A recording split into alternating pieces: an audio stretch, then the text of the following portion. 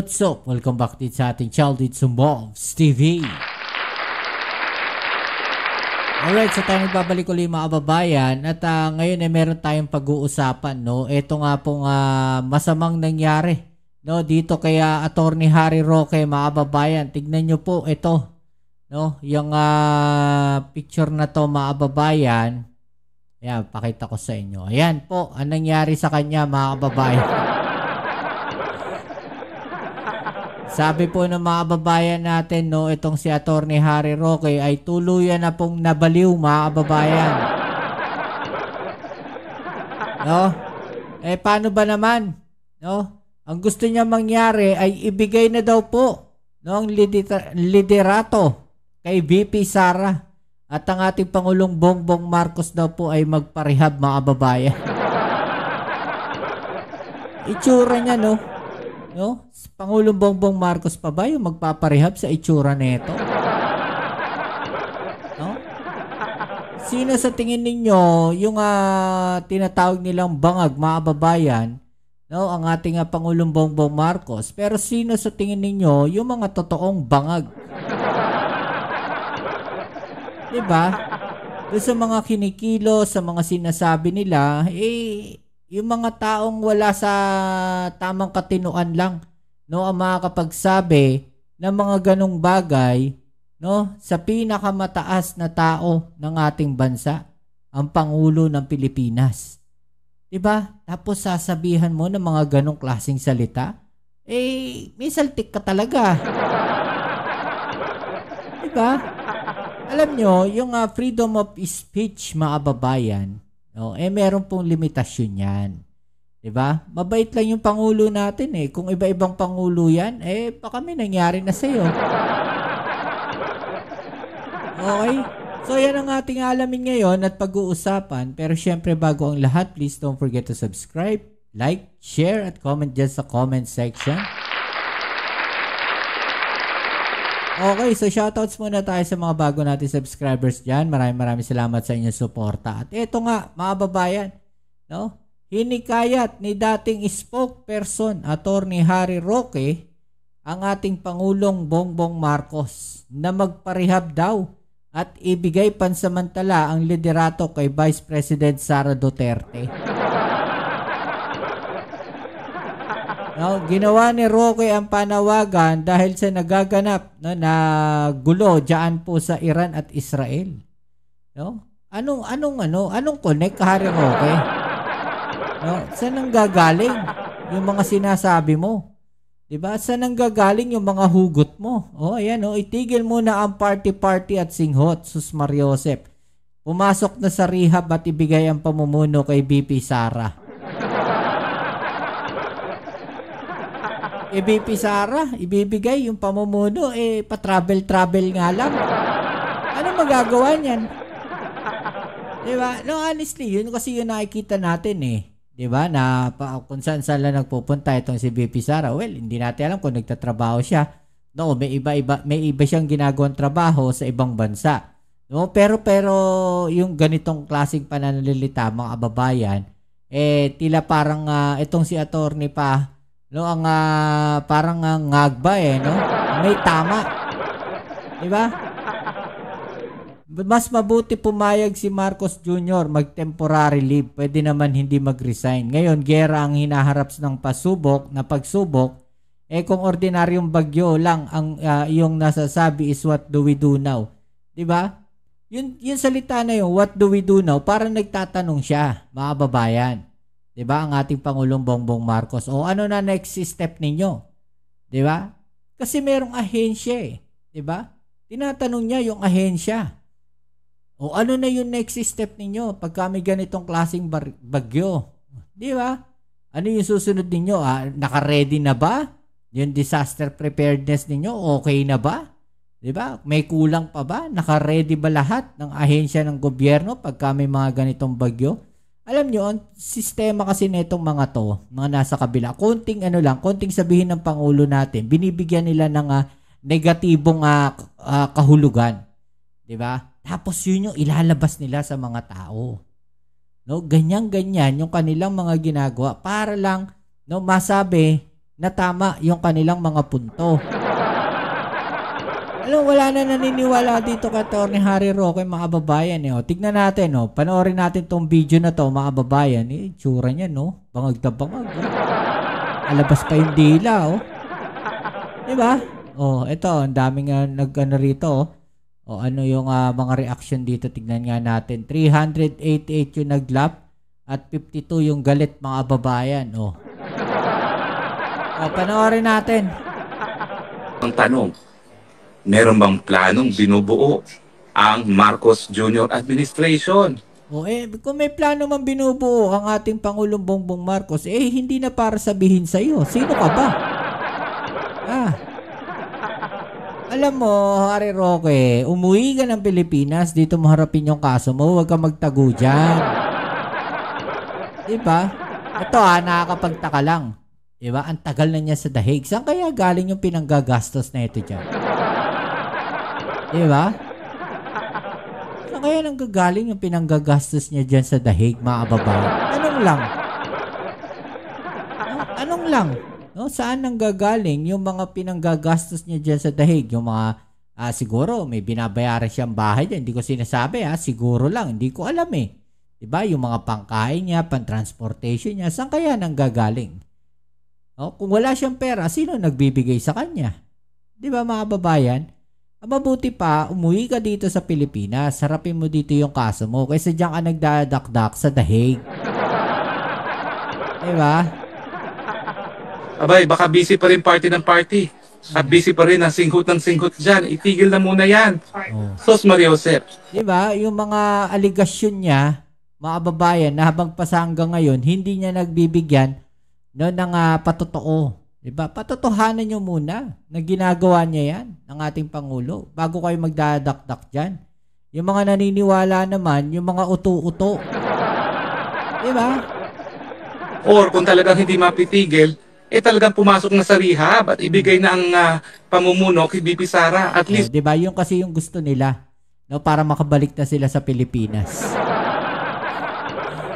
Sino ngayon, mga kababayan, ang may plano na maupo sa pwesto ng matagal? Tanong lang.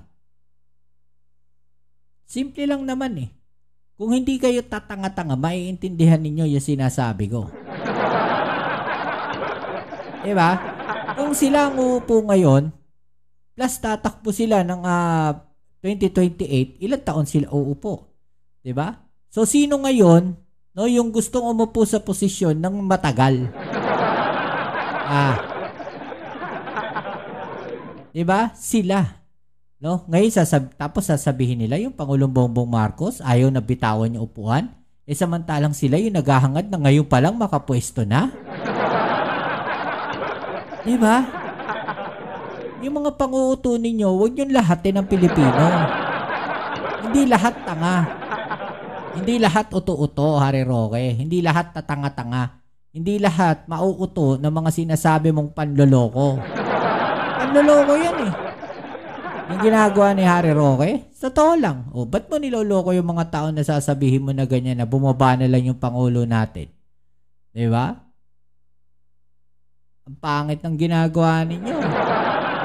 Panandalian habang tayo ay harap sa napakatinding pagsubok, itong full-blown gera nga sa gitnang silangan. Hindi po biro-biro ito. In fact, kung ako humahanap sila ng ibang issue, mga kababayan, ibang kaganapan, ikukonekta nila sa mga nangyayari dito sa Pilipinas. May ginagawang hakbang ang ating gobyerno.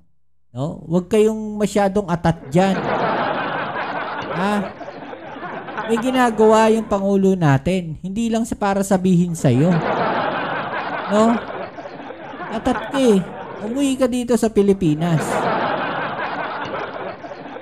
Kung concerned ka talaga, umuwi ka ng Pilipinas. Bisara, naku, it is a nightmare to take over government now na merong full-blown war. Ano naman ang magagawa mo? Parang napaka-limited ng options mo.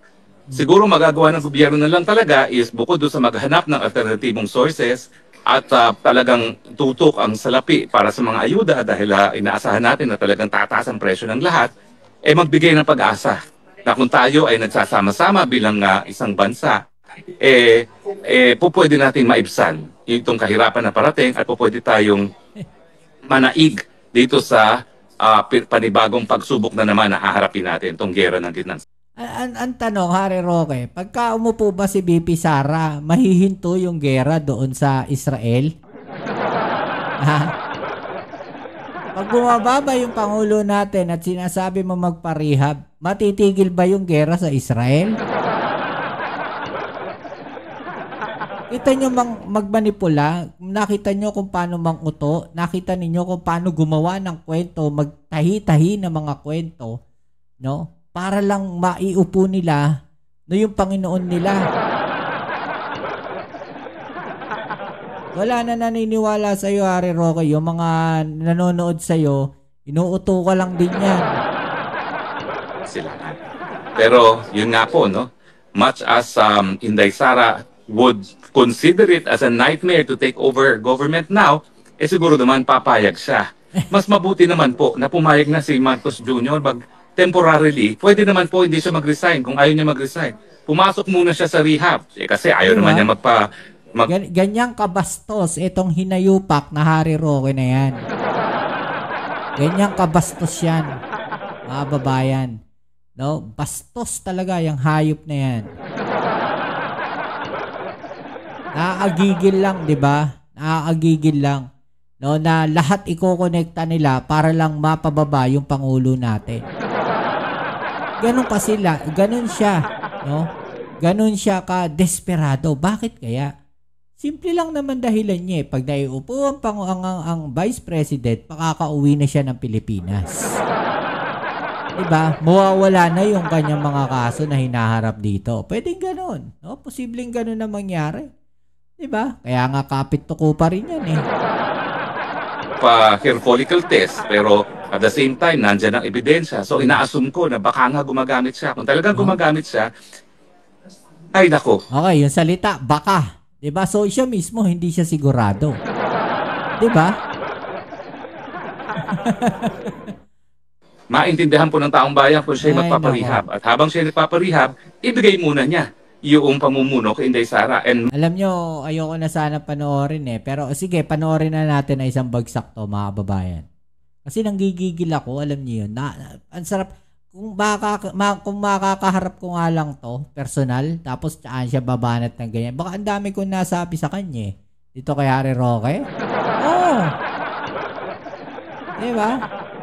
Much as Inday Sara would hate it, kasi ano naman ang gagawin mo kung ganito ka talagang kagulo at wala talagang pagkahandang ginawa ang gobyerno, no? Kahit papaano at least manawagan siya na magbayanihan tayo. At tayo naman lahat ay nananaig, no? Dito sa panibago na namang pagsubok na ating haharapin. Pero kung business as usual, nako, Pilipinas, fasten your seatbelt. Talaga pong this is a sinking ship.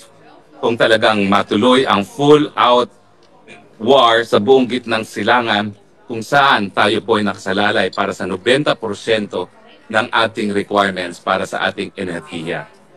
Alam nyo mga kababayan, hindi lang Pilipinas ang apektado, buong mundo. Kaya wag kang ano dyan, Harry Roque. Wag mo masyadong pinagdidiinan. No, na tayo lang ang apektado. No, buong mundo ang apektado na nangyayari diyan sa Israel na yan. No, at saka sa pagitan ng Iran. 'Di ba mga babayan, buong mundo, hindi lang Pilipinas. Ang punto niya dito kasi, mga babayan, ay maiupo na si BP Sara nang uuto sila. No? Parang may masabi na lang, kahit anong gawin natin, yung itsura niya, ganyan pa rin bumabagsak.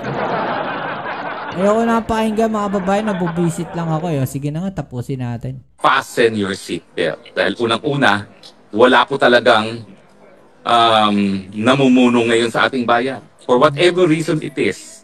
Ang duda ng marami kasi bangag ang presidente. Talaga. Sinasabi ko nga, I'm giving him the benefit of the doubt, kaya nga dapat magpa-hair follicle test na ayaw. So sa tingin ko, baka may katotohanan. Mantakin ninyo, ngayon ang ating hinaharap ng pagsubok. Okay, so tigil na natin. Paulit-ulit na lang yung sinasabi niya. Alam niya, wala na siyang masabi. No? 4 minutes yan, 20 seconds. Pero yung sinasabi niya, yung pinupunto niya, nandun lang, paikot-ikot lang. No, wala na siya masabi dyan mga kababayan. No? Ano sabi ng kababayan natin? Desperado ka na ba? O, umuwi ka at harapin ang ikinaso sa'yo. Huwag puro daldal. Wala na naman silbi na kahit maggagawa pa, talagang duwag ka. Hindi iyan pagpapakita ng katalinuhan. Pagtambay na kwento ang sinasabi mo. Diba? Ganito pala ang epekto ng sobrang kain ng utoy, nagiging buwang at haliparot. Ito yung sinasabi ko mga babayan. No? Anong kinalaman ng gyera sa Iran at Israel? At ibigay ang liderato kay BP Sara. Si BBM ba ang dahilan ng war sa Iran at Israel? Tama naman, di ba? Kung nagmahal ang gasolina dahil sa gera, hindi dahil kay BBM. Tama rin. Diba? Kayo ang magpatesmana pa ng matahimik ang buong bansa. Dumayo pa kayo dyan. No? Diba? Wala na, finish na. Nabuang na ang ator ninyo. Nakatukno sa atang bari-bari apo. Ito ba, ano sabi ng mga babae? Itong senador nyo ang dapat iparehab. Sabi, nabaliw na si Roqueta. Mga babae, nabaliw na raw. Sobra na ang kabastusan ni Marimar. Kawawa talaga ito, oras na mahuli at mapauwi ng Pilipinas. Ibang klase si ex-human rights lawyer Harry Roque, nabaliw na. Ganyan talaga pag DDS. Malala na to si Harry Roque, mga babayan, no? Gusto mo maging presidente si Sara, bagsak na ang Pilipinas, puro struggler ng Pilipinas. Si BBM, puro trabaho ang inatupag kaya mabilis ang pag-unlad ng Pilipinas. Maraming dahilan nag-invest ng business sa Pilipinas. Alam nyo, sa totoo lang, no? Wala talagang hindi naman tayo may gusto ng kaguluhan sa Iran at sa Israel. No? At the same time, mga babayan, lahat, buong mundo, apektado po niyan. Kaya itong mga pinagsasabi na to ni Harry Roque, no, mema lang yan. Mema sabi lang at maikonekta lang. No? O anong masasabi niyo dyan mga babayan? Paki-comment na lang po sa ibaba ang inyong mga opinion at atin yung pag-usapan. Alright? So yan muli, kita-ats tayo sa ating next video upload. Ito ang inyong Kuya Mobs dito sa Mobs TV. Peace. I'm out.